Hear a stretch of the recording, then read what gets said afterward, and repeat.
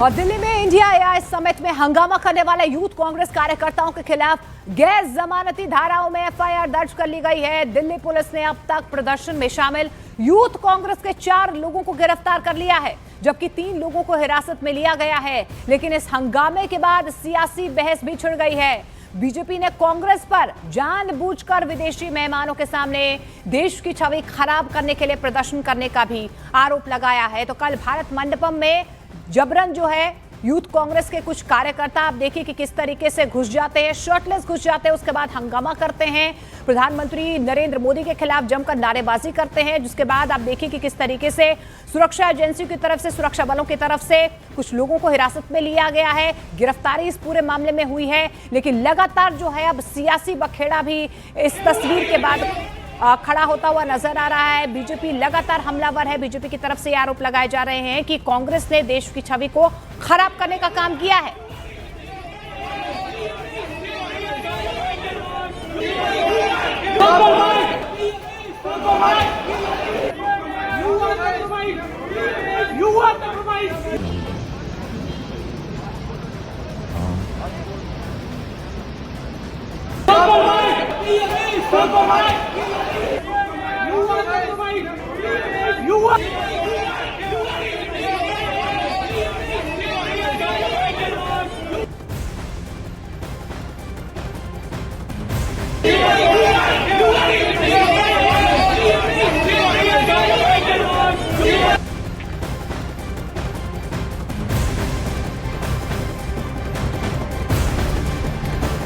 तो देखिए, कल एआई समिट का आखिरी दिन था और इस बीच आप देखिए कि किस तरीके से यूथ कांग्रेस के कुछ कार्यकर्ता जबरन एआई समिट में पहुंचते हैं, उसके बाद शर्टलेस होकर इस तरीके से हंगामा करते हैं। हंगामा करने के बाद आपको बता दें कि प्रधानमंत्री नरेंद्र मोदी के खिलाफ जमकर नारेबाजी करते हैं। पीएम इज कॉम्प्रोमाइज, इस तरीके की नारेबाजी उनकी तरफ से की जाती है। जिसके बाद हंगामा करने के बाद यहां पर अफरा तफरी का माहौल थोड़ी देर में देखा जा सकता है। जिसके बाद अब आपको बता दें, इस पूरे मामले को लेकर लगातार जो है कार्रवाई भी की जा रही है। यूथ कांग्रेस कार्यकर्ताओं के खिलाफ गैर जमानती धाराओं में एफआईआर दर्ज कर ली गई है। दिल्ली पुलिस ने अब तक प्रदर्शन में शामिल यूथ कांग्रेस के 4 लोगों को गिरफ्तार किया है, जबकि 3 लोगों को हिरासत में भी लिया गया है।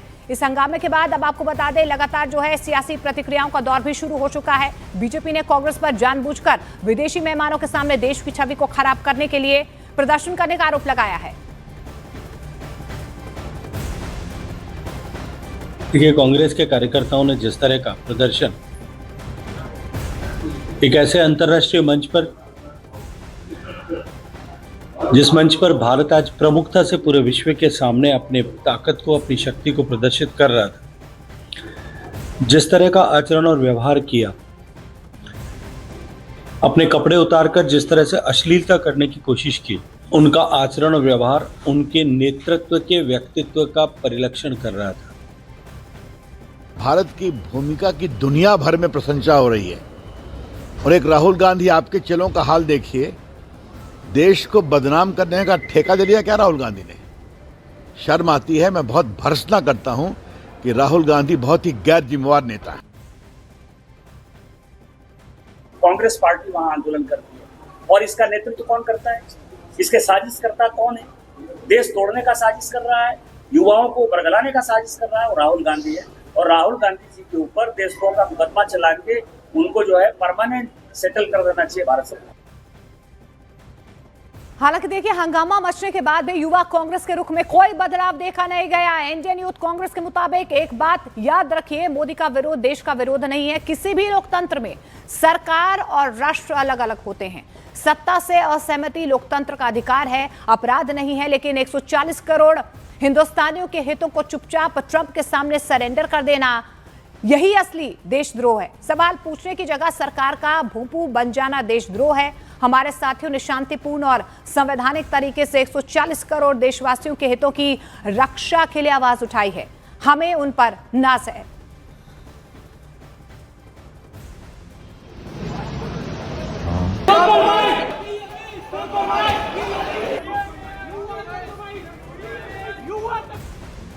क्या इस देश में ये कहना कि आपका पीएम कॉम्प्रोमाइज है, क्या ये नॉन बेलेबल सेक्शन में है?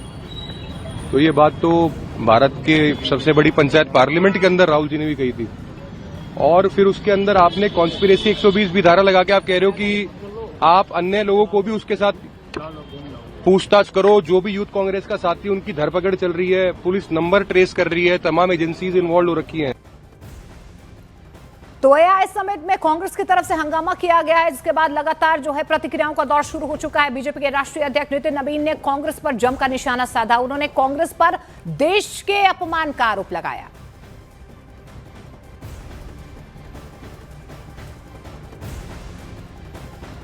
ये अब तक कांग्रेस के अंदर हम लोग को लगता था कि अर्बन नक्सली जाते हैं, लेकिन अब पूरा कांग्रेस अर्बन नक्सलियों से का गढ़ बन गया है। और जिस प्रकार का अंतर्राष्ट्रीय स्तर का एआई समिट को व्यवहार किया गया, पूरी कांग्रेस जिस प्रकार से समर्थन कर रही है, वो बहुत ही दुर्भाग्यपूर्ण क्षण है। और इस बीच बीजेपी नेता शहजाद पूनावाला ने जहां पर कांग्रेस को एंटी नेशनल पार्टी बताया है, तो वहीं पलटवार करते हुए कांग्रेस नेता गुरदीप सप्पल ने प्रदर्शनकारी यूथ कांग्रेस कार्यकर्ताओं का बचाव किया। अरे बीजेपी विरोध में, मोदी विरोध में, देश विरोध में उतर आएंगे क्या?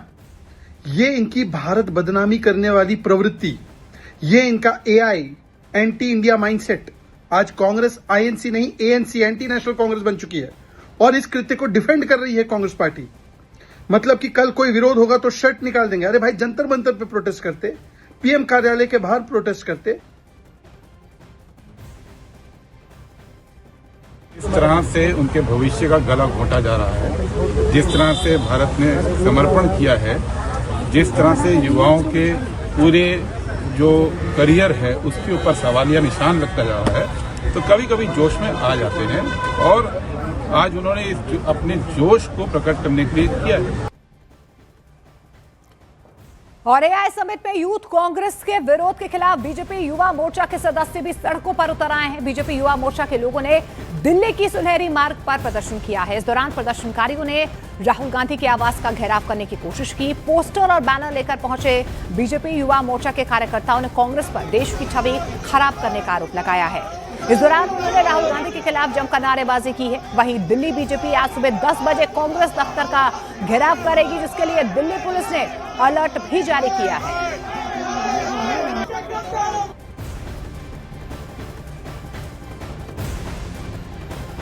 इस वक्त में हम लोग सुनहरी बाग रोड पे हैं। सुनहरी बाग जो रोड है, यहाँ से ही रास्ता जाता है जहाँ पर आगे वो विरोध प्रदर्शन करना चाहते थे। सुनहरी बाग रोड पे ही राहुल गांधी रहते हैं और राहुल गांधी के आवास के बाहर ये प्रदर्शन करना चाहते थे, वहाँ विरोध प्रदर्शन करना चाहते थे, इसलिए यहाँ पे पहुंचे थे। लेकिन यहाँ पे देखा जा सकता है कि काफी संख्या में ये तमाम जो विरोध प्रदर्शन की जो कार्रवाई है वो यहाँ पे हो रही है। राहुल गांधी का जो पुतला है उसमें आग लगाया गया है। उस पुतले को यहाँ पर देखा जा सकता है। राहुल गांधी के खिलाफ यहाँ पे नारेबाजी हो रही है और जिस तरह से तमाम जो बीजेपी के युवा मोर्चा है उसके सदस्य यहाँ पे नारेबाजी कर रहे हैं। हालांकि अब थोड़ी देर के बाद यहाँ पर तमाम लोगों को चेतावनी दी जा रही है कि यहाँ पर धरना प्रदर्शन ना करें, कोई हंगामा ना करें और लोगों को हिदायत भी दी जा रही है। थोड़ी देर के बाद यहाँ से उन तमाम लोगों को यहाँ से हटाते हुए इन लोगों को डिटेन भी किया जा सकता है और डिटेन करने के पहले वो तमाम औपचारिकताएं जो है यहाँ पर पूरा करते हुए दिल्ली पुलिस के द्वारा उन लोगों को सतर्क भी किया जा रहा है। और इस बीच महाराष्ट्र के सीएम देवेंद्र फडणवीस ने कांग्रेस के मानसिक संतुलन खोने की बात कही है, तो वहीं उद्धव गुट के नेता आदित्य ठाकरे ने भी प्रदर्शन को गलत बताया। मुझे ऐसा लगता है कि एक बहुत ही गलत तरीके से यूथ कांग्रेस ने हमारे देश का नाम खराब किया है। युवक कांग्रेस के आते हैं और इस प्रकार से हंगामा करके हमारे इतने अच्छे आयोजन को एक प्रकार से खराब करने की कोशिश करते हैं। मैं इसकी बहुत कड़ी निंदा करता हूं। कॉमनवेल्थ गेम्स में भाजपा ने आंदोलन किया था, अन्ना के आंदोलन के माध्यम से हमें भी बहलाया गया था और दुनिया भर में बदनामी की गई थी कि भारत एक भ्रष्ट देश है, तब भाजपा ने ऐसे किया था। तो ऐसे कोई भी पार्टी ना करे। ये प्रोफेशनल समिट है, इसे प्रोफेशनली ही कंडक्ट किया जाए, पॉलिटिकली कंडक्ट नहीं किया जाए। और भारत मंडपम में यूथ कांग्रेस के प्रदर्शन को लेकर दिल्ली पुलिस को बड़ी साजिश होने का शक भी सामने आ रहा है। दिल्ली पुलिस जांच कर रही है उनकी तरफ से जांच का दायरा बढ़ा दिया गया है। किसके कहने पर यह साजिश रची गई, आपको बता दें कि दिल्ली पुलिस की तरफ से लगातार जो है अब इस विरोध प्रदर्शन की जांच की जा रही है। जांच के जो बिंदु हैं, किन किन एंगल्स पर जांच की जा रही है, वो हम आपको बता रहे हैं। देखिए, भारत मंडपम में जिस तरीके से कांग्रेस की तरफ से प्रदर्शन किया गया है, अब दिल्ली पुलिस इस बात पर जांच कर रही है कि किसके कहने पर यह साजिश रची गई। प्रदर्शनकारी भारत मंडपम कैसे पहुंचे, दिल्ली कब आए और कहां रुके थे, किसकी गाड़ियों में यहां तक आए, और टी शर्ट दिल्ली या फिर बाहर से प्रिंट की गई थी, क्योंकि एक तरीके से एक तरह की टी शर्ट पहनकर ये तमाम जो कार्यकर्ता वो अंदर घुसे थे। इसके अलावा टी शर्ट प्रिंटिंग के लिए पैसे किसने दिए, इस पर भी जांच की जा रही है।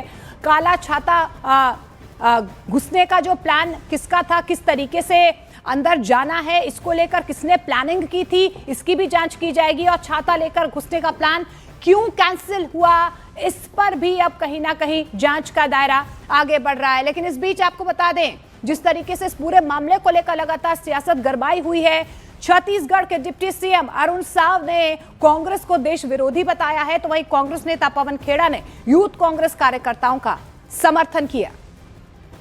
मैंने बोला कि कांग्रेस अब समाप्ति की ओर बढ़ रही है। पूरे देश भर में कांग्रेस में भगदड़ मची है। कांग्रेस पार्टी एक परिवार की पार्टी है, ये बार बार साबित हुआ है। और ये पता भी चलता है जिस प्रकार से राहुल गांधी नेता प्रतिपक्ष की भूमिका निभा नहीं पा रहे हैं। नेता प्रतिपक्ष की गरिमा को उन्होंने तार-तार किया। प्रोटेस्ट वहां नहीं करना चाहिए। प्रोटेस्ट कहां करना चाहिए जनाब? किसी की बेसमेंट में जाकर प्रोटेस्ट करें। प्रोटेस्ट वहीं होता है जहां लोगों को दिखता है। प्रोटेस्ट वहीं होता है जहां मीडिया के कैमरा होते हैं। प्रोटेस्ट और कहां होगा? संसद में हम बोले तो leader of opposition Rahul Gandhi देश के लिए सबसे बड़ा खतरा है। 25 सांसदों को आप बाहर कर देते हैं। हम सड़क पर आए तो हम राष्ट्र विरोधी हैं। हम कहां बोलें?